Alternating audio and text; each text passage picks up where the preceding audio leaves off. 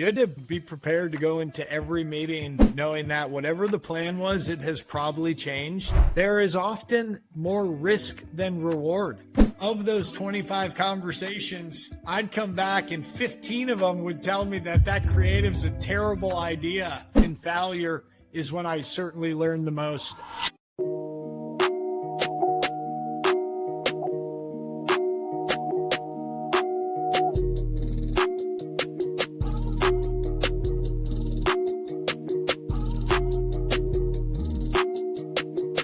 Welcome to Run the Play, a field vision podcast for marketers and fanatics of business who want to join the huddle of their favorite campaigns, pieces of content, and cultural moments. We bring on guests from some of your favorite brands and go behind the scenes of their biggest moments. So if you're craving that real world insider knowledge you can't get from a deck or a blog post, you're in the right place.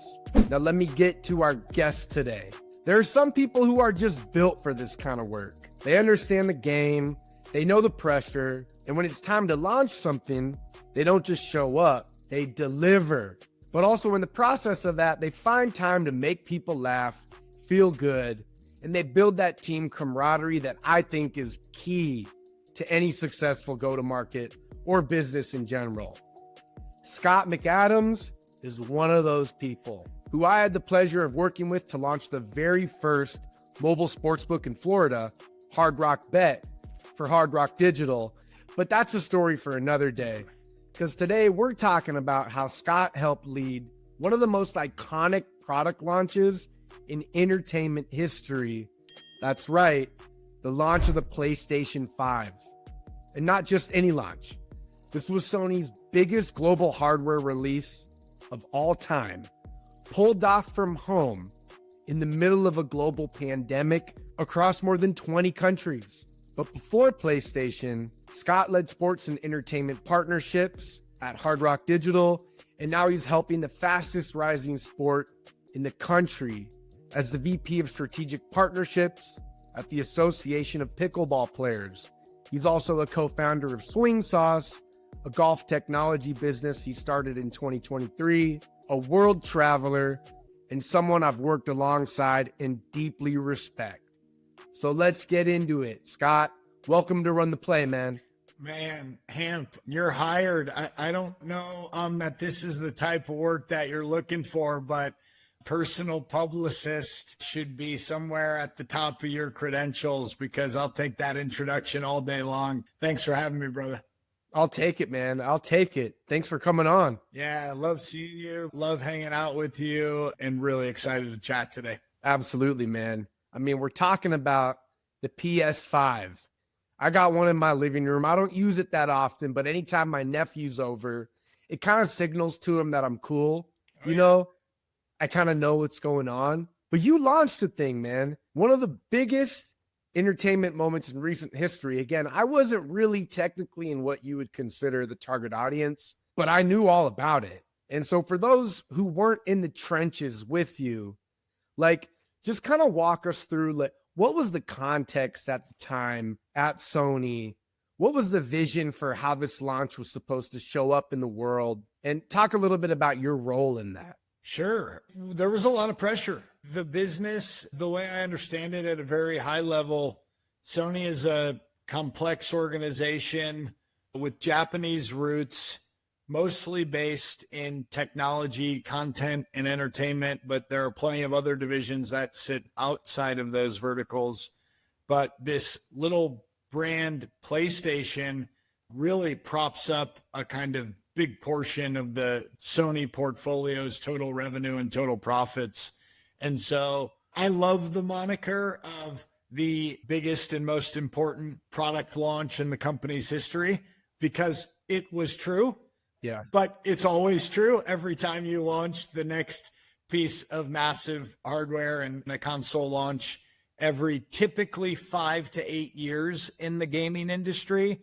And as it goes historically, the closest competitor that's also had an incredible amount of success, Xbox, a Microsoft business, typically launches within the very same time frame, whether it's on the same day or days apart or weeks apart at most. And I think that's fairly strategic. But yeah, it was a huge moment. I was hired 2 years prior to the kind of roughly scheduled and slated launch window. And truly, I recall, and I would solidify my statement here. I really believe my boss had hired me to kind of be up to speed and prepared to add value and be a part of that PlayStation 5 launch. And specifically, my role was to lead brand partnerships, which I liked to further describe and call brand collaborations. So, as mostly a career salesperson, business development person, I had a unique role within the marketing organization where I kind of wore this sales BD hat. And my job and directive to kind of cut through some of the BS was to call on some of the coolest, biggest, sexiest brands in the world that were interested in this gamer audience that was really having its day in the sun and certainly still does today, 5 years later.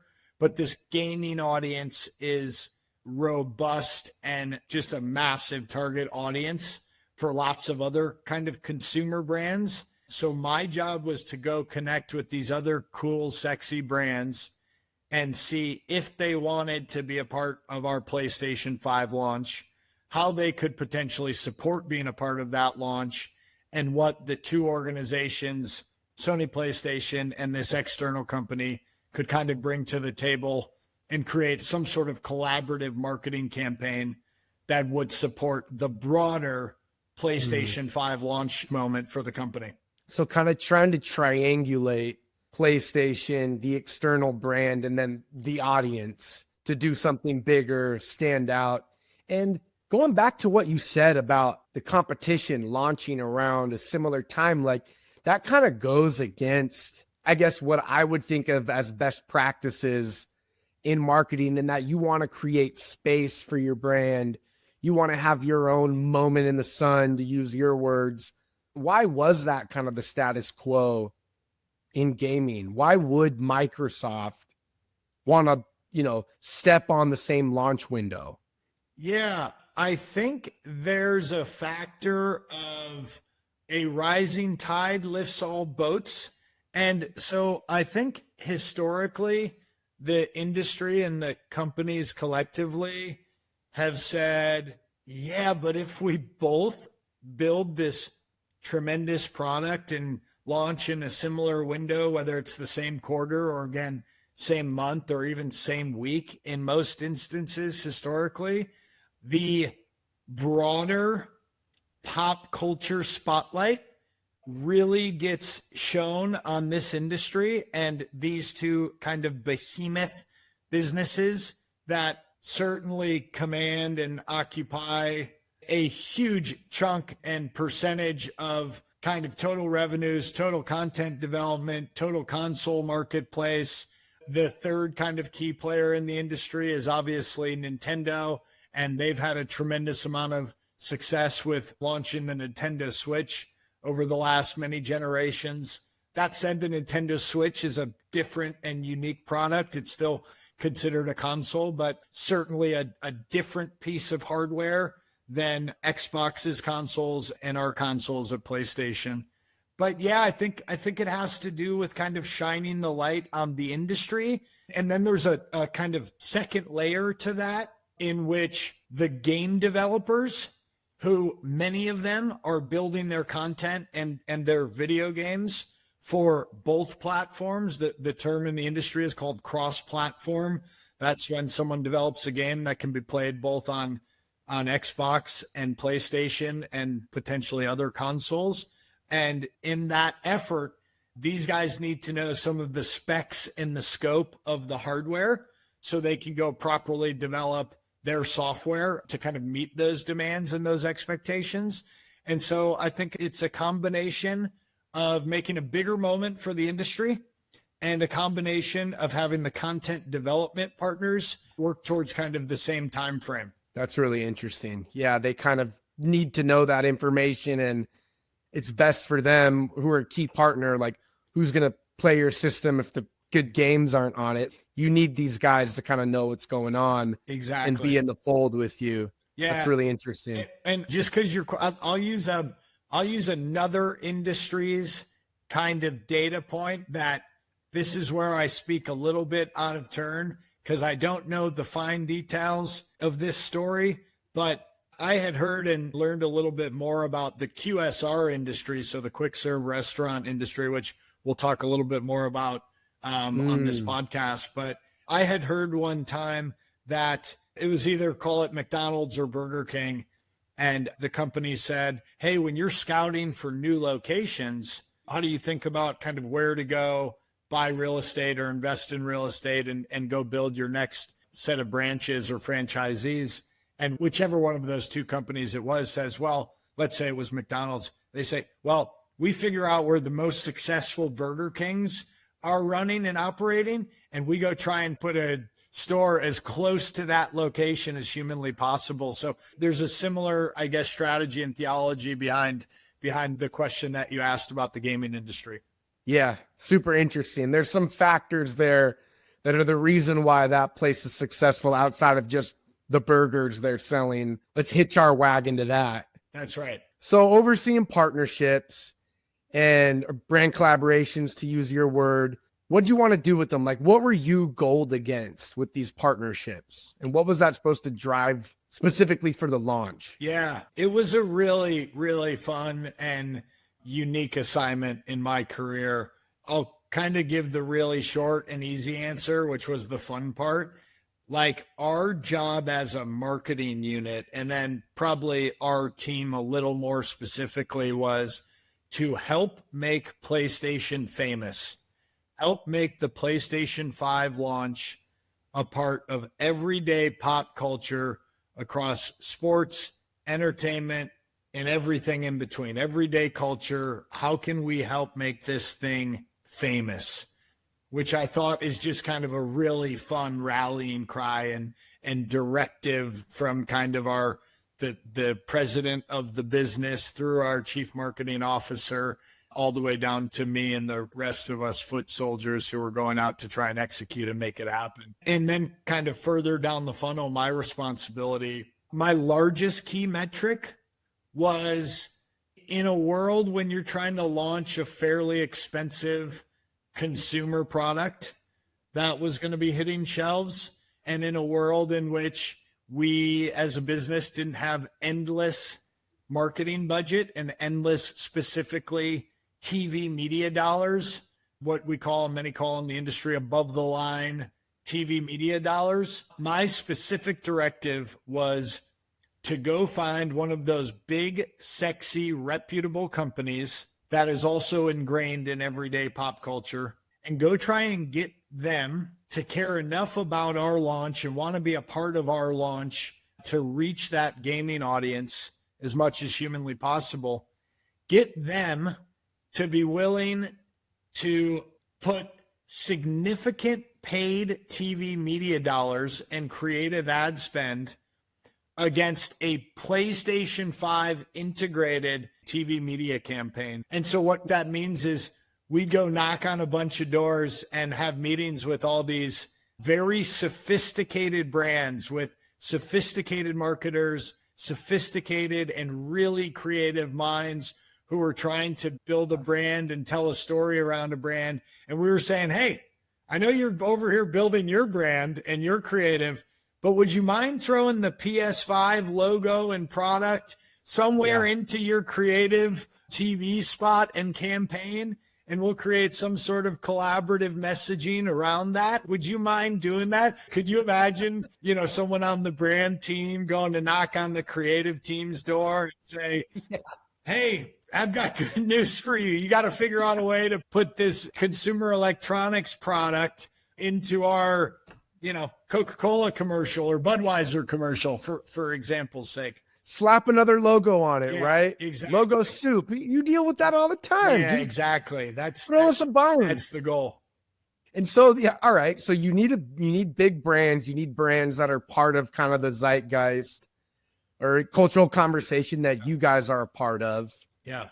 you need a brand that's running TV and has some money, right? Right.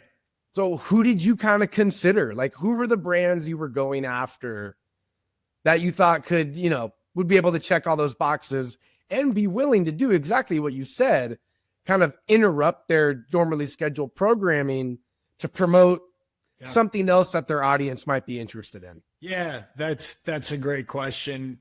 I think when we thought about it, there were a lot of filters, but the primary filter, which I already spoke about, which was, who do we want to align ourselves with to become more famous?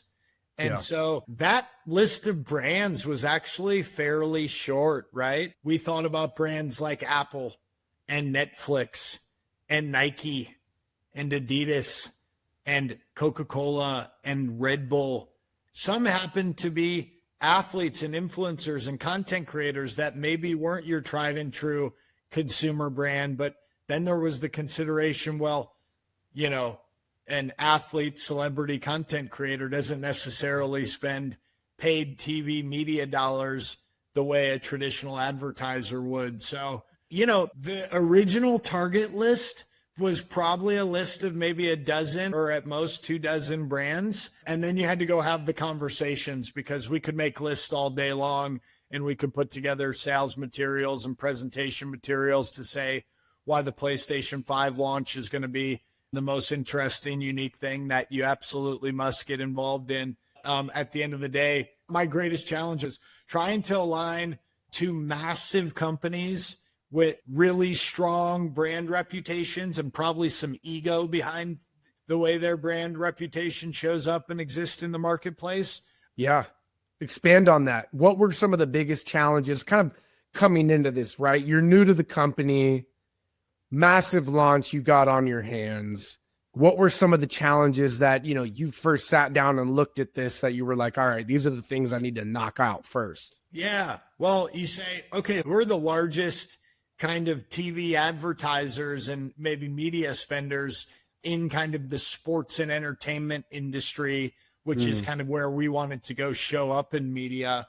And the answer to that is, you have a lot of telco companies. You have a lot of insurance companies. These are companies, you have a lot of healthcare companies. These are companies that are not necessarily widely loved by their customers and participants.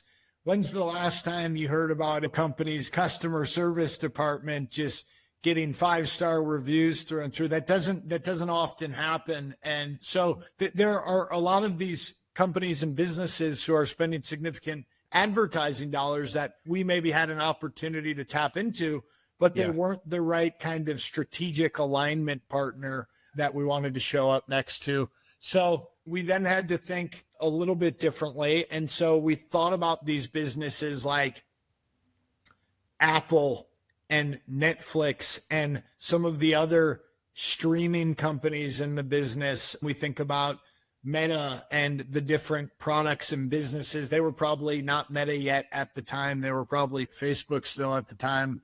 We thought about, partnership with Twitter and the other social media platforms when Twitter was a thing. Gosh, we're really dating ourselves here. Yeah, man. Whoa. What is that? Yeah, no kidding. Well, we ended up finding in those discussions, which by the way, we ended up having more than a few success stories with some of these companies. We did go do collaborations and partnerships with them, but the value exchange that we were bringing to the table and they were providing back to us ended up, we had to be a little bit more flexible in maybe what our first KPI was, which was this high dollar amount above the line TV media investment where we were going to collaborate on the creative. We ended up kind of being okay to pull away from some of that, which we ended up getting from another category. And we ended up doing some really other interesting, unique stuff, mostly in the content development space. And then the two brands, the two businesses would agree to go publish that content across their owned and operated channels. And maybe there was some ad supported spend from each party here or there, but we ended up having to get more creative with the things that we were going to be okay with in the value exchange that we were getting back from those other partners. Yeah, makes sense. You're going through the process, you're kind of refining as you go based on the feedback you're getting, what's realistic. So you talk to a ton of brands. I mean, you mentioned a bunch of, heavy hitters that feel like congruent brands in the space of technology and entertainment, right? That's right. Who'd you guys land on? Yeah, the big winner, we ended up on that kind of top metric KPI where we ended up building a pretty robust collaborative TV media campaign was with Burger King.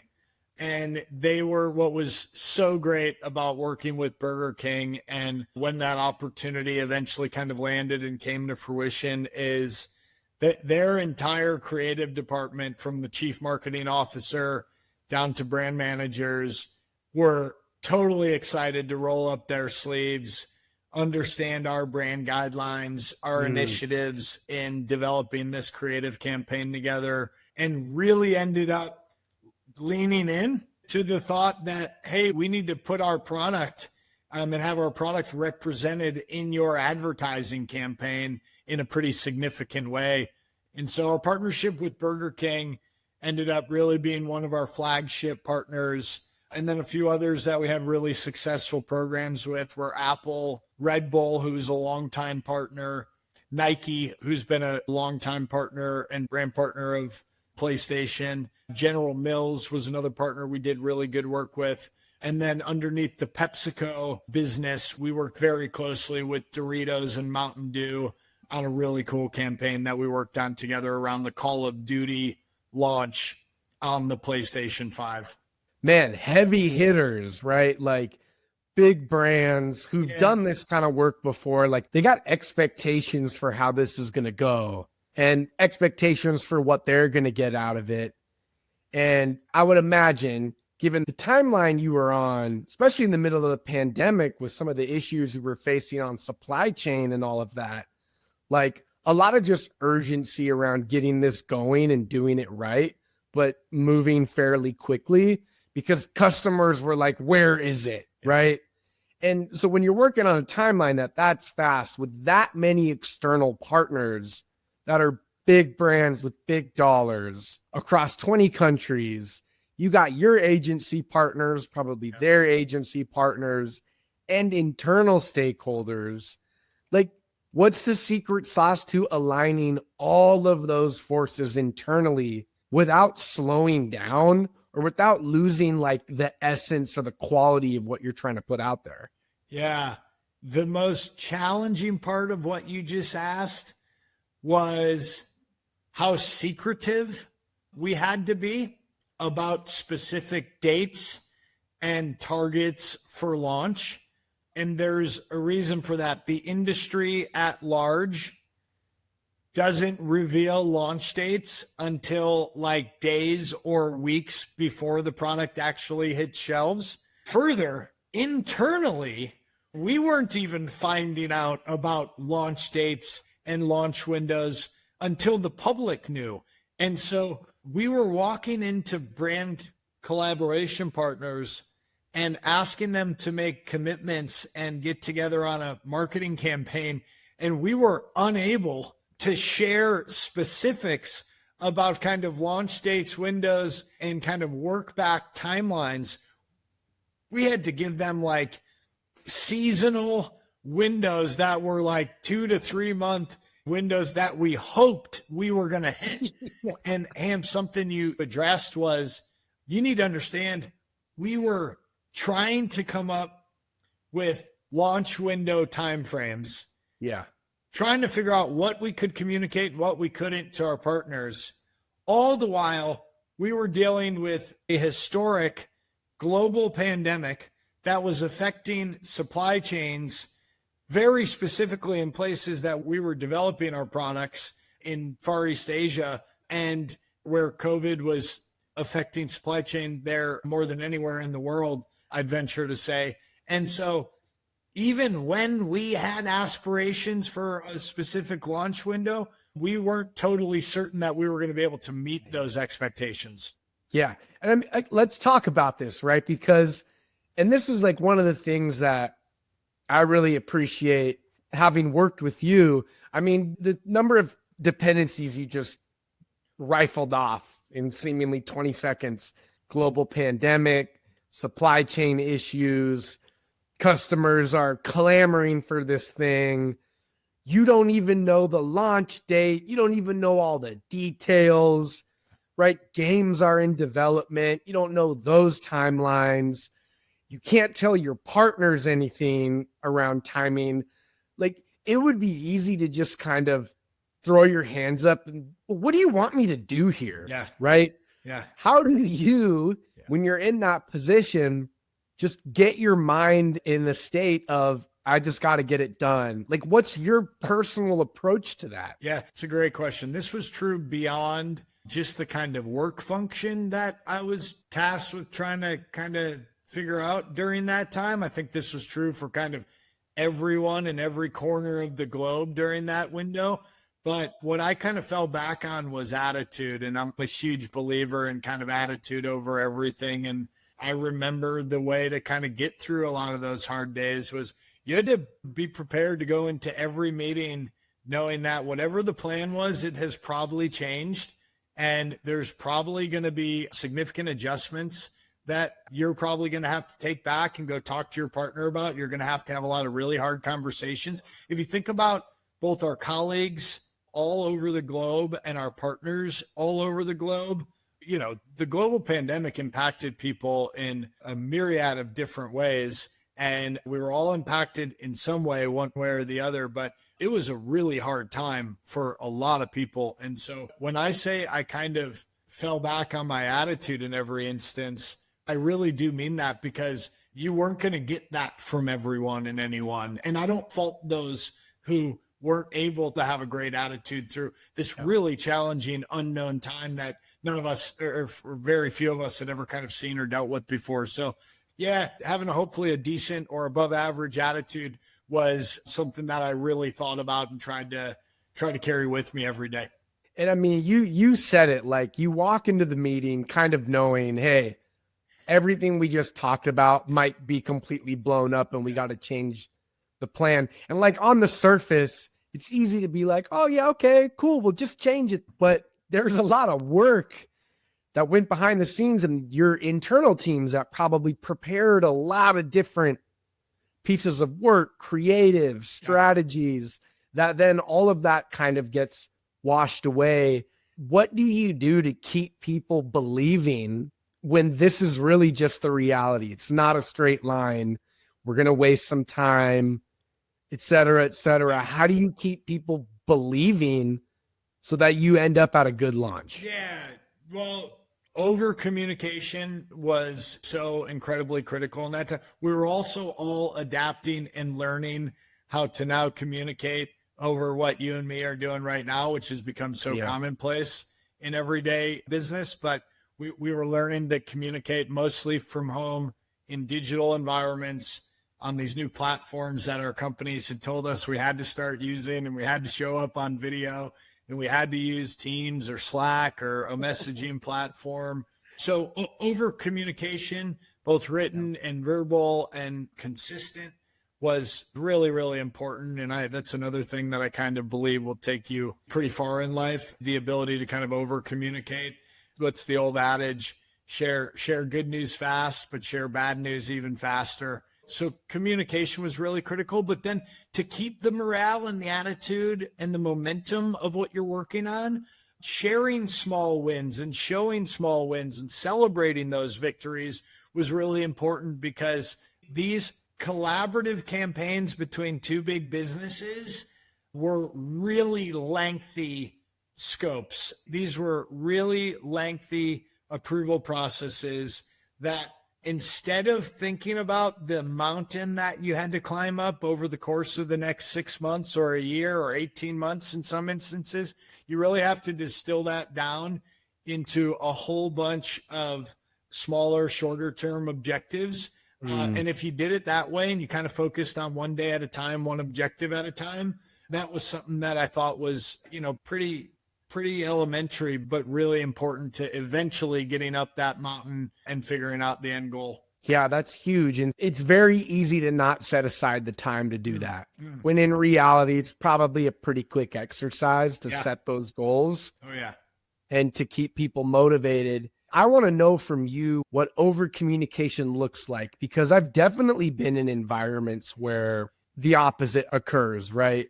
The opposite occurs, meaning information goes to a small group of those who need to know. Yeah. And that's usually a small cluster of people, primarily leadership or senior roles, and often not people doing the work, right? And so what does over communication look like to you? Yeah. And that concept of there was a lot of very sensitive information. And honestly, I didn't like it at the time because I wasn't always in those meetings where I was informed of said sensitive information. But I really applaud a business like PlayStation who has, guess what? Our community and our fan base is kind of much bigger than the few employees who might not get to hear the certain sensitive information. And it's a testament to why they've been so successful over now probably 30 years since their company's launch. And so you're so right. I was in middle management and there were meetings I was a part of where I did get to hear some of the sensitive information, and I was required to not disclose that information to my team. And so I would often check in with my team on news and information that I was able to share and let them know to a certain degree that, hey, there's information that's probably being talked about and being discussed that's going to impact our plans. And I've either been able to be a part of that information or I've not been able to be a part of it. And, you know, when you join a company that has these sort of standards, you're aware that those are the policies and that's kind of the nature of the business. And so as long as you were really honest about the information you're able to share and not able to share, and trying kind of not to hide anything or feel a sense of arrogance when you were included in those meetings, that was something I really kind of tried to maintain throughout the entirety of that process. Yeah. So keeping people invested, I'm kind of paraphrasing some of what you said, keeping people invested by setting smaller, reachable goals that ultimately ladder up to the main business goal, for sure, but kind of create a sense of momentum. And then just transparency in what you know and transparency in what you don't know. It may be the humility to say, I don't know, but let's stay prepared for the unknown. Totally. And man, when I was offered the job, and this was 2 years prior to the launch, the first thing I said, she was a client and a friend at the time and became my boss there shortly after, when she kind of suggested that maybe I might be a good fit and she'd love me to come join the team. The first thing I said was, hey, I'm not a gamer. And I'd be the first to admit that. I was a gamer when I was a kid. I played every sports game under the sun. But I really want to acknowledge, before you kind of ask me to even consider this, that I might not be the right person because I'm a sports nut and like I kind of live and breathe certain sports products as a consumer. I don't necessarily do that in this arena. And we were able to have that open and honest conversation. And she said to me, hey, we've got all the gamers we need here internally, and we could use some kind of folks with decent business acumen and folks who aren't afraid to get out in the market and kind of wear that sales hat underneath this marketing organization. So yeah, being kind of honest about what you can do and what you can't do is, I think, really critical as well. Yeah, it's something that I feel like people have imposter syndrome, kind of admitting that they're not the target customer of the product or the brand that they work for. Right. And the chances of you actually lining those two things up is probably quite slim. Right. Because there's a million businesses out there, but I'm only interested truly in a few things, right? And so how did you kind of balance that, though? I guess entering an arena where maybe a large part of the staff were ingrained in that culture day in and day out. And here you're kind of coming in saying, I'm actually not, but I can provide X, Y, and Z. How did you manage that without, seeming like an outcast being able to get along with these people, but also not coming in from another point of view that made them kind of think, oh, he thinks he's better than us, or he has something we don't have. Well, listen, I ate my fair share of humble pie during the early days because, yeah, it was tasty, especially when you had multiple doses in a day or in a single given meeting. Well fed. You were well fed. I sure was. I was fat and happy coming out of those meetings. I certainly got there in the early days and thought I was going to be this creative, minded, aggressive, business development focused individual who was going to come up with a bunch of ideas and brand collaborations that these guys had never thought of or seen before. And what I quickly learned and was reminded of is that the leadership staff here, another kind of great testament to a strong company, has all been in their positions for more than a decade collectively and collaboratively. And so, yeah, Scott, they've probably seen your dumb idea that you're bringing to the table and you're all excited about. And yeah, there is oftentimes for a big reputable company like PlayStation, there is often more risk than reward in smaller level programs or partnerships that might not move the needle to such a significant degree that it ends up being worth people's time, effort, and energy. And then on the part of the content of the business and the fact that I was kind of an outsider as maybe a non-gamer and more kind of a traditional sports and entertainment guy, I just watched a great, I'm going to quote the CEO, president of NVIDIA, obviously one of the world's biggest, most successful companies. He just gave a commencement speech to one of the prestigious Ivy League universities, I believe it was. And he talked about when he was starting his career, he might not have been so super excited about computers or computer chips or getting into that business, but he ended up learning to love it and learning to have joy in his work. And I thought that was really profound. And as I was just watching this just recently, I thought about my time back at PlayStation. And listen, like, of all places to potentially be an outsider, to be working at one of the largest, most successful, most exciting video game console and video game content development companies in the world wasn't, I wasn't sitting there collecting trash and I wasn't sitting there, doing medical research. I was working in a really fun environment on really cool products. And so I really started to learn to love it. And I started picking up the sticks and playing a lot more. And I thought, maybe I'll just play a whole bunch of Madden and MLB The Show and FIFA and NBA 2K. But I never thought I would play a story mode game from start to finish.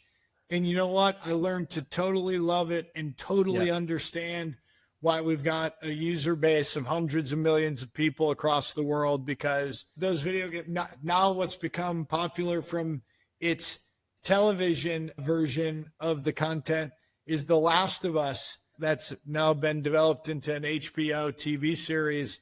That was my first game, the first part that I played entirely from start to finish, because we were headed down to meet with the director of the video game and the entire studio development team. So I thought, before I walk into a creative meeting with those guys, I better have an idea of what goes on in this game.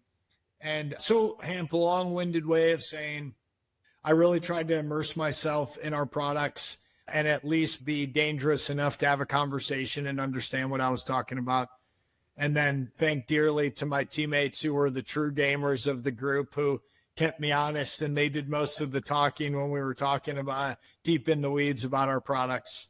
That's some dedication though, man, to go play an entire story mode video game.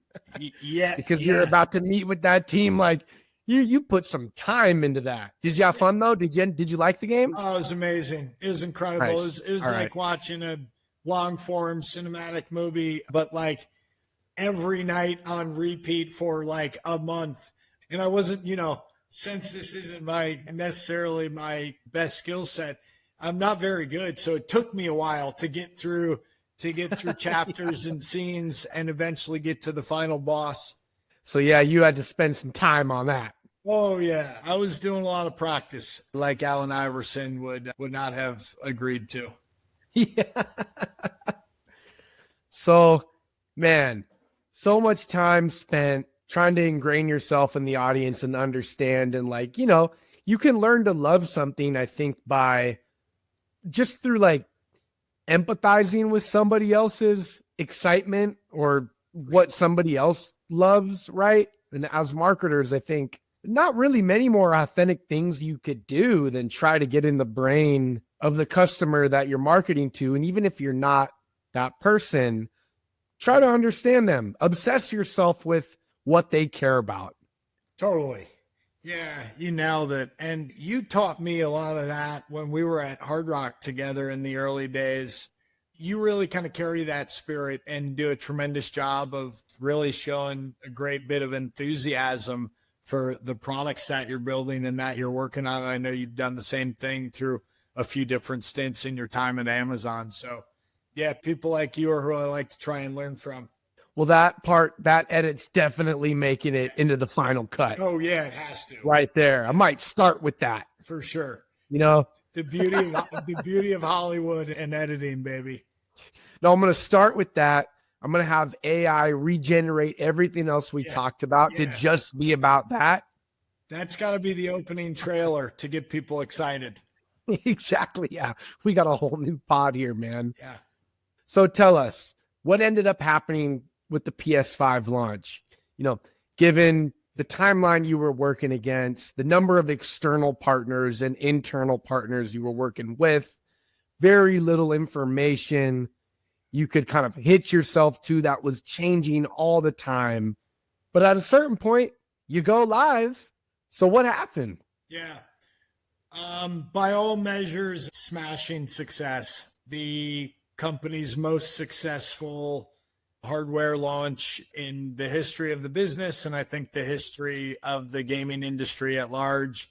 And there are kind of, without me needing to quote exactly what the data suggests, I know the PlayStation 2 is widely considered the most sold unit in the history of gaming, and the PlayStation 4 is not far behind. Xbox is up there. They were very successful in their product launch as well, but the PlayStation 5 within the launch window and within the many months and years that followed continued to be put on shelves and then immediately unavailable off of shelves, whether that was physically at Target, Best Buy, Walmart, or in a kind of e-commerce capacity off of PlayStation Direct, their own e-commerce site, or off of sites like Amazon, which all those guys are significant distribution and retail partners of ours. But by all metrics, a tremendous success.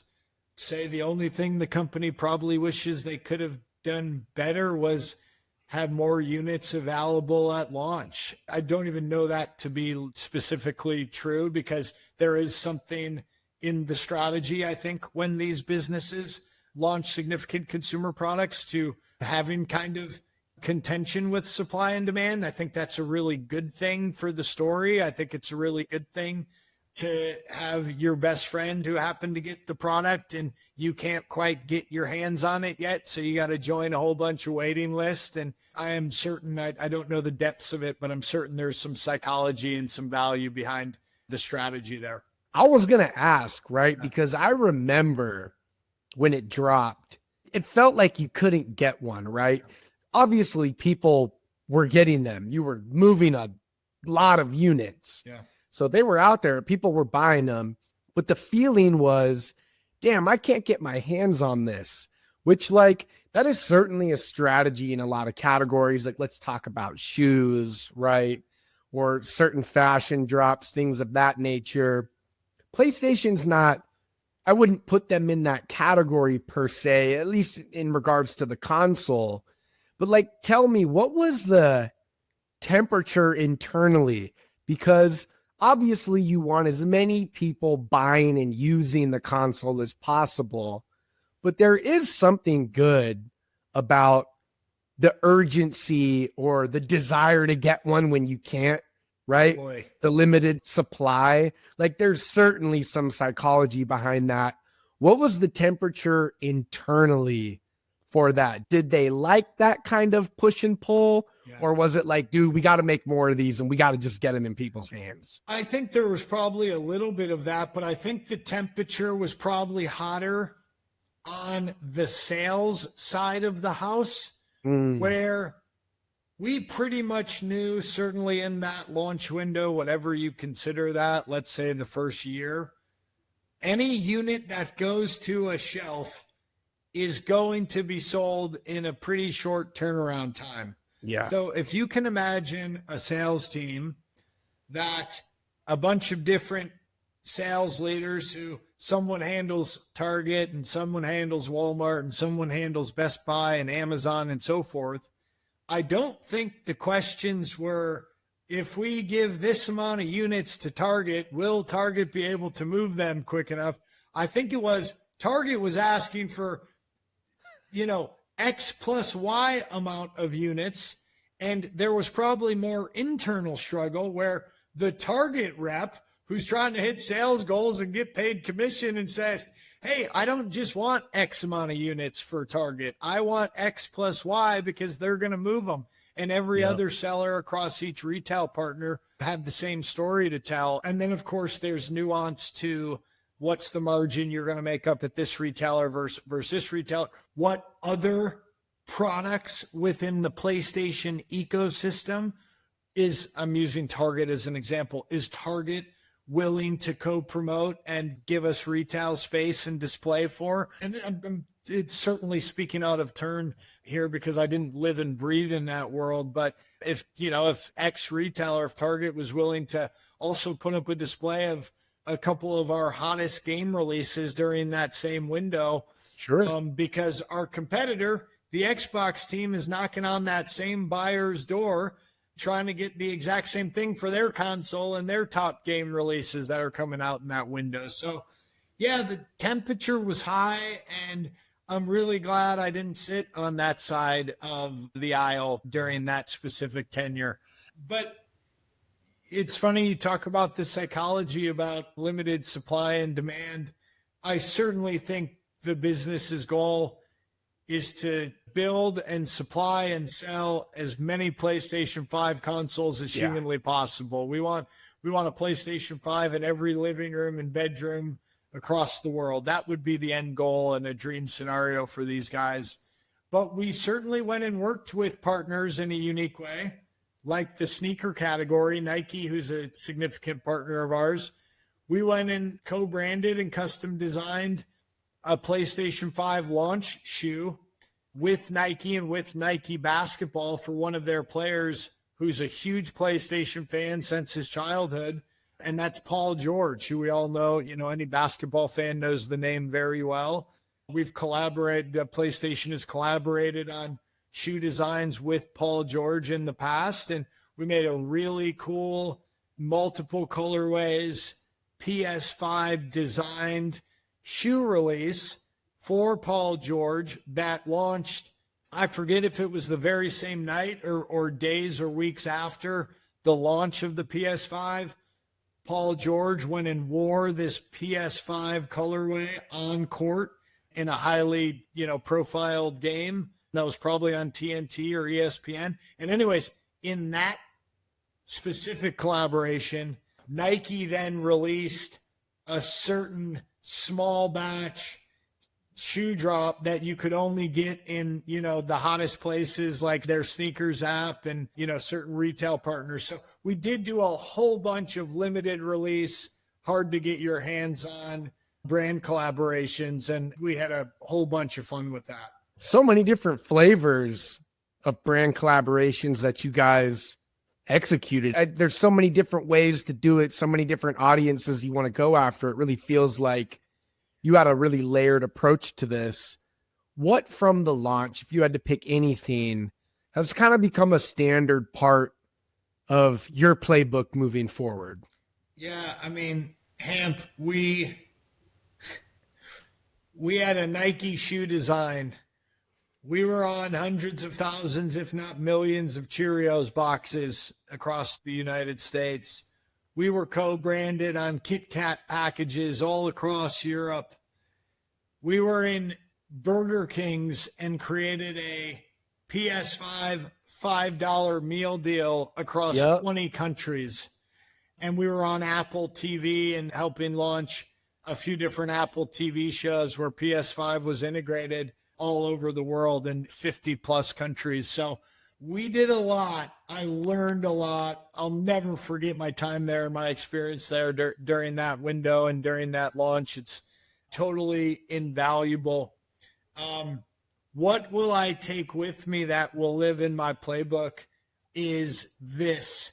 You need to really try and understand what resonates with the end consumer. You need to really understand your audience, and you need to really understand what they want.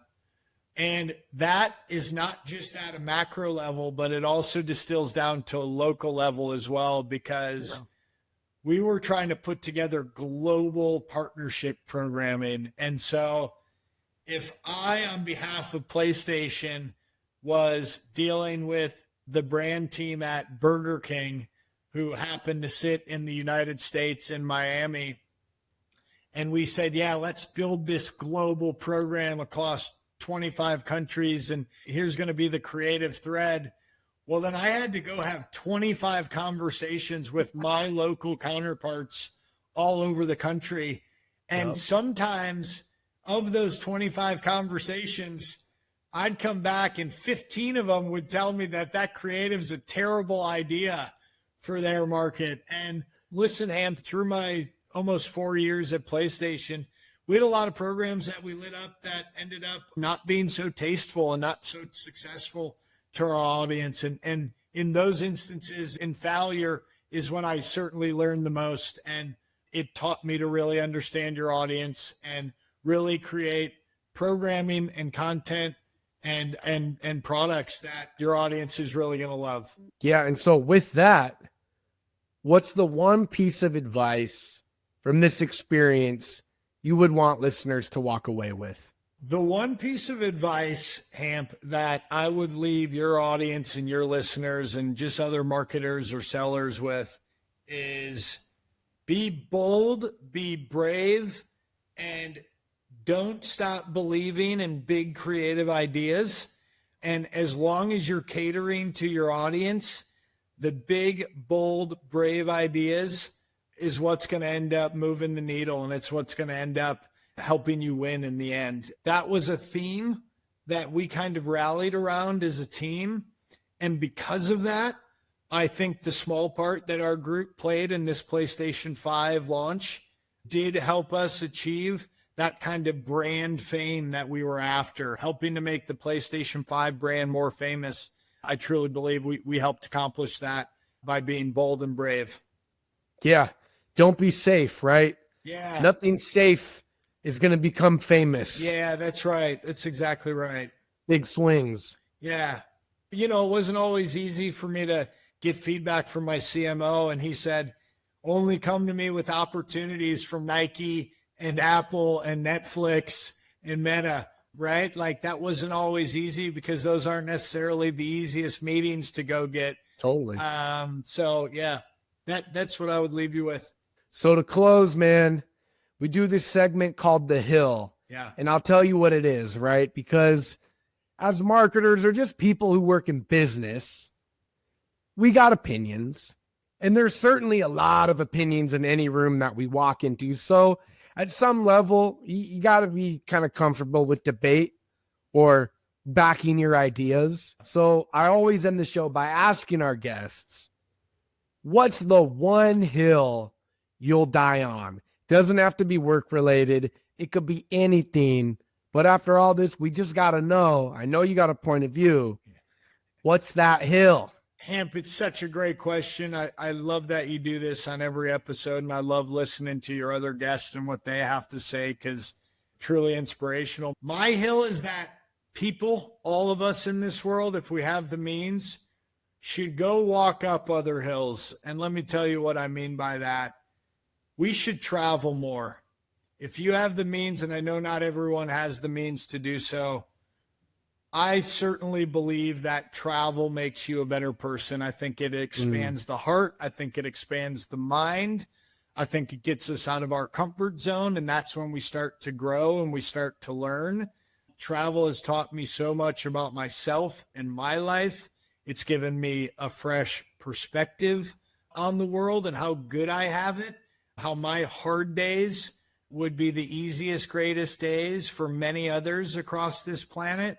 Hamp, there are 8 billion of us in this world, and I don't believe that there's a playbook and there's a right way to do it, but I believe that traveling is one of the greatest gifts that we've been given while we get to kind of walk here and be associated with the other 8 billion of us around. Scott, 8 billion, but you are a special one, man. Well, I put that one on the tee for you, didn't I? And I hit it. Yeah, nice. I crushed it. Scott, this was incredible, man. We got a behind-the-scenes look at what it takes to pull off a campaign of this size in somewhat of a crisis mode, right? Middle of the pandemic, a ton of partners to coordinate against, and still hit on culture in the process. And you made it all happen, man. So where can people find you, man? And what's coming up next in the world of Scott McAdams that we need to know about? Because I know you got multiple things brewing. So where can we find you and what do we need to know? Oh, man, thanks. Yeah, I'm at Scotty Mac 100 on most social platforms. You can always find me on LinkedIn as well. Just my namesake, Scott McAdams. And what's next, man? Listen, I am helping to build one of the world's biggest and best pickleball organizations by day. I work for a company called the APP. If you haven't played pickleball or seen it or heard of it, which I'm sure you have, that's the America's fastest growing sport, 3 years running.